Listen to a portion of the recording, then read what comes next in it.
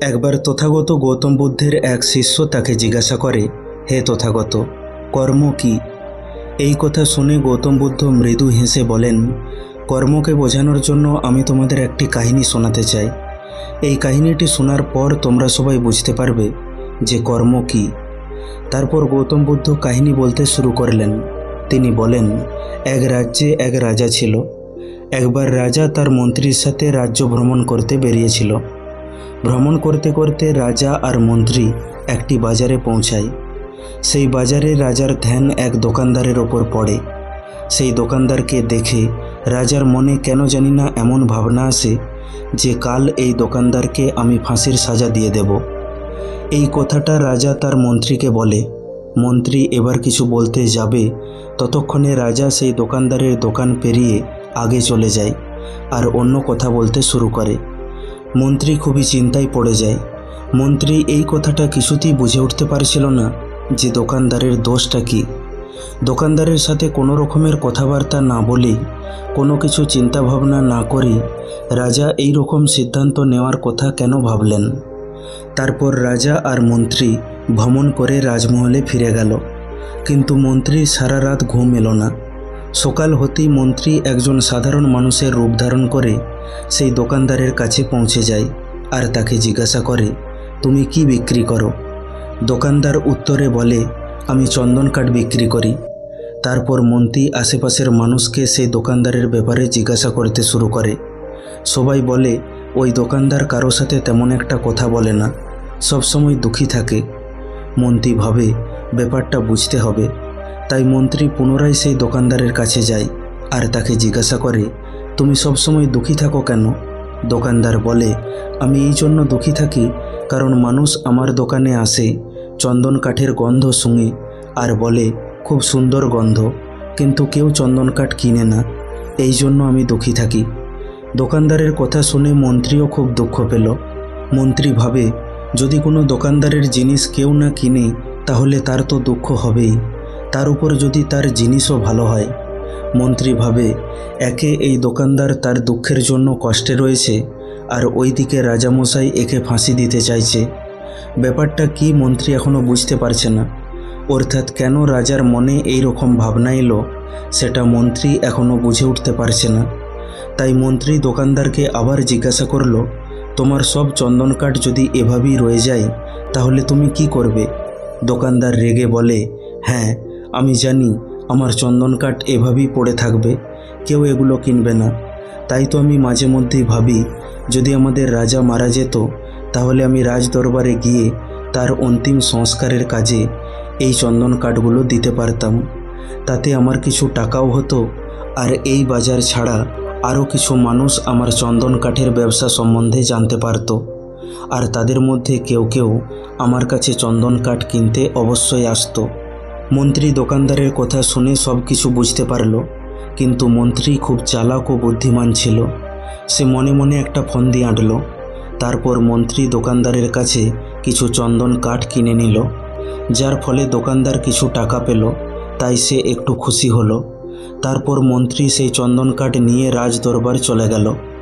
রাজদরবারে পৌঁছে মন্ত্রী সেই চন্দন কাঠগুলি রাজার সামনে রেখে দিয়ে বলল, হে মহারাজ, এই চন্দন কাঠগুলো আপনাকে সেই দোকানদার উপহার দিয়েছে যেই দোকানদারকে আপনি কালকে ফাঁসি দেওয়ার কথা ভাবছিলেন।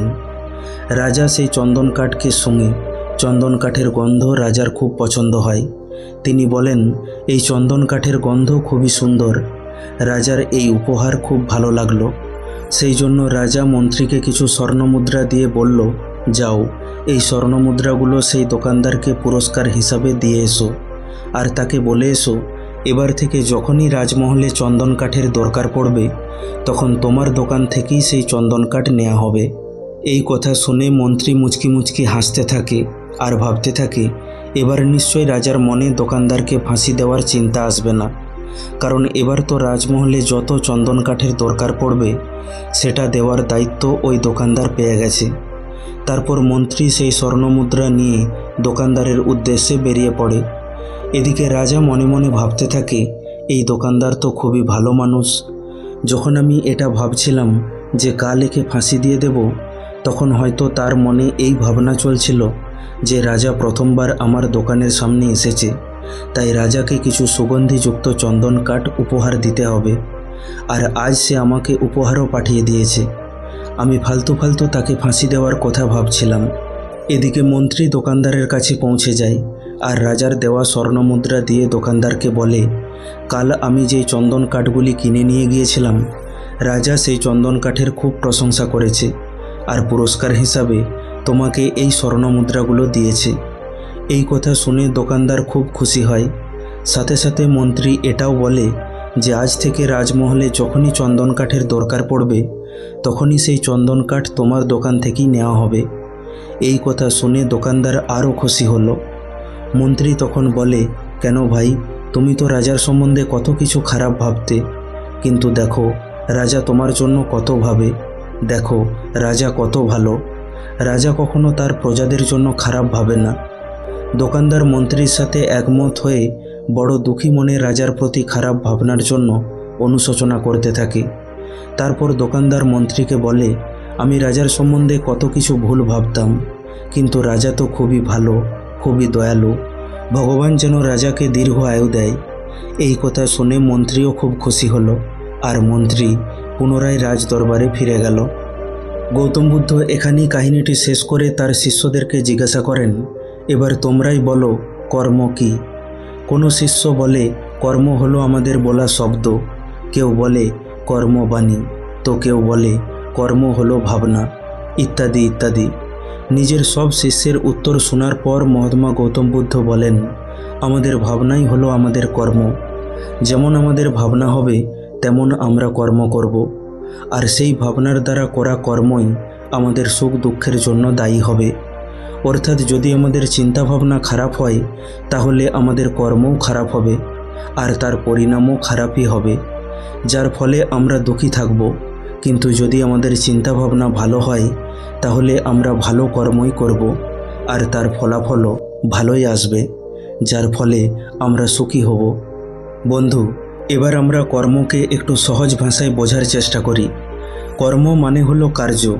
এই দুনিয়াতে, এই ব্রহ্মাণ্ডে যা কিছু কাজ হচ্ছে, সেই সব কিছু হলো কর্ম। আসলে ভালো করে লক্ষ্য করে দেখলে বুঝতে পারবে যে কর্ম ক্রিয়া আর প্রতিক্রিয়ার সাধারণ সিদ্ধান্তকে অনুসরণ করে। আমরা যা কিছু করি সেটা এক একটা কর্ম। এবার ক্রিয়া আর প্রতিক্রিয়ার সিদ্ধান্ত অনুসারে প্রত্যেক ক্রিয়ার একটা ফলাফল বা পরিণাম আছে। যেমন একটা কাঁচের গ্লাসকে ছুঁড়ে ফেলা, এটা একটা কর্ম, আর গ্লাসটির ভেঙে যাওয়া তার ফলাফল। অতিরিক্ত বৃষ্টি হওয়া একটি কর্ম, আর বন্যা হয়ে যাওয়া তার ফলাফল। আসলে পরিণাম বা ফলাফল আমাদের পক্ষে হবে না বিপক্ষে হবে, সেটা সম্পূর্ণরূপে আমাদের কর্মের ওপর নির্ভর করে। আমাদের মধ্যে বেশিরভাগ মানুষই এটা মনে করে যে উপরে আকাশে কেউ বসে আছে, যে ডিসাইড করছে কার জীবনে সুখ দেব আর কার জীবনে দুঃখ দেব। কিন্তু আসলে আমাদের কর্ম আর তার থেকে পাওয়া ফলাফলই আমাদের সুখ দুঃখের নির্ধারণ করে। এই জন্য আমাদের ভারতীয় পরম্পরায় এটা বলা হয়েছে যে তুমি নিজেই তোমার ভাগ্যের নির্মাতা। দেখতে গেলে কর্মের ফলাফল বা পরিণামই হলো ভাগ্য। আসলে আমরা কেমন কর্ম করব সেটা সম্পূর্ণরূপে আমাদের উপর নির্ভর করে, সেটা আমাদের হাতেই থাকে। এবার যে ভালো কর্ম করে তার ভাগ্য ভালো হয়ে ওঠে, আর যে খারাপ কর্ম করে তার ভাগ্য খারাপ হয়ে ওঠে। যেমন দুজন বাচ্চার মধ্যে একজন ছোট থেকেই নতুন নতুন জিনিস শেখার ও জানার চেষ্টা করে। সে যেই কাজটাই করে সেটাতে সে নিজের সর্বশ্রেষ্ঠ দেওয়ার চেষ্টা করে। আর দ্বিতীয় বাচ্চাটি না কিছু নতুন শেখার ও জানার চেষ্টা করে, আর না সে কোনো কাজকে মন দিয়ে করার চেষ্টা করে। তাই সময়ের সাথে সাথে প্রথম বাচ্চাটি জীবনে সফল হয়ে ওঠে, কিন্তু দ্বিতীয় বাচ্চাটি বছরের পর বছর নিজের জীবন নিয়ে সংঘর্ষ করে। এখানে প্রথম বাচ্চাকে দেখে দ্বিতীয় বাচ্চাটি খুব সহজেই এটা বলে দেবে যে ওর তো ভাগ্যটাই ভালো, কিন্তু না, আসলে তার কর্ম ভালো ছিল, যার পরিণামস্বরূপ তার ভাগ্য ভালো হয়ে উঠেছে। তাই যদি আমরা চাই আমাদের কর্মকে বদলে আমাদের ভাগ্যকে বদলাতে পারি। এটা একটা সহজ ব্যাপার। যখনই তুমি তোমার কর্মকে বদলাতে শুরু করবে, তখনই তোমার ভাগ্যও বদলাতে শুরু করবে। আর এটা দুটো পরিস্থিতির জন্যই ঠিক, ভালোর জন্যও ঠিক আর খারাপের জন্যও ঠিক।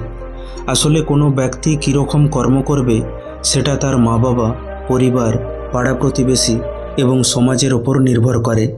সেই জন্যই বেশিরভাগ ক্ষেত্রে এটা দেখা যায় যে একজন অভিনেতার ছেলে অভিনেতা, ইঞ্জিনিয়ারের ছেলে ইঞ্জিনিয়ার আর ডাক্তারের ছেলে ডাক্তার হওয়ার চেষ্টা করে।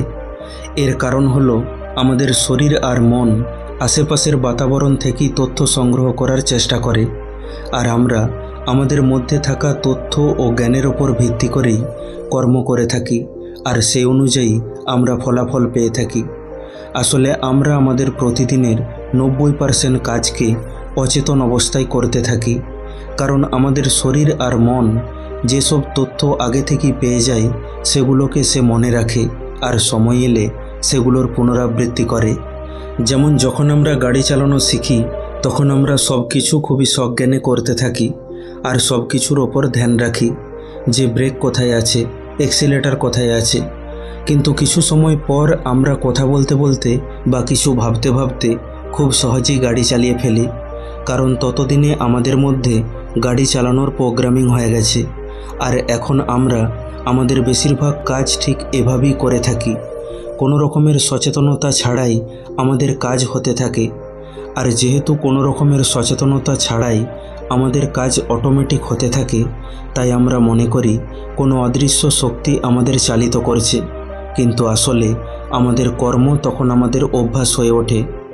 যদি আমরা আমাদের বেশিরভাগ কাজকে সচেতন হয়ে করি তাহলে আমরা দেখতে পাবো যে আমাদের ভাগ্য আমাদের হাতেই রয়েছে, কারণ এই সচেতনতার জন্য আমাদের কর্মের ওপর আমাদের পুরোপুরি নিয়ন্ত্রণ চলে আসে।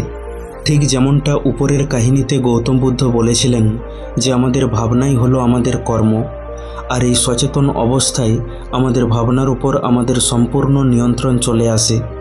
আর ভাবনার উপর নিয়ন্ত্রণ চলে এলে আমরা আমাদের কর্মের উপর নিয়ন্ত্রণ পেয়ে যাই, আর যখন কর্ম আমাদের হিসাবে হবে তখন তার ফলাফলও সে অনুযায়ী হবে। তাই গৌতম বুদ্ধ মনের নিয়ন্ত্রণের ওপর সবথেকে বেশি জোর দিয়েছেন, কারণ যখন কারো মন শুদ্ধ হয়ে উঠবে তখন তার মনে খারাপ ভাবনা আসা বন্ধ হয়ে যাবে, যার ফলে সে কোনো খারাপ কর্মই করতে পারবে না। সেই জন্য গৌতম বুদ্ধ তার বাণীতে মনের শুদ্ধতার উপর বেশি জোর দিয়েছেন। বন্ধু, আশা করি কাহিনীটি থেকে আপনি অনেক কিছু শিখতে পারলেন। ভিডিওটি কেমন লাগলো অবশ্যই কমেন্ট করে জানান। ভালো লাগলে লাইক করে দিন আর আপনজনের সাথে শেয়ার করে নিন। প্রতিনিয়ত এই রকম শিক্ষামূলক ভিডিও পেতে এখনই আমাদের চ্যানেলটিকে সাবস্ক্রাইব করে পাশে থাকা বেল আইকনটিকে দাবিয়ে দিন। খুব তাড়াতাড়ি ফিরে আসব অন্য একটি শিক্ষামূলক ভিডিও নিয়ে। ভালো থাকবেন। ধন্যবাদ।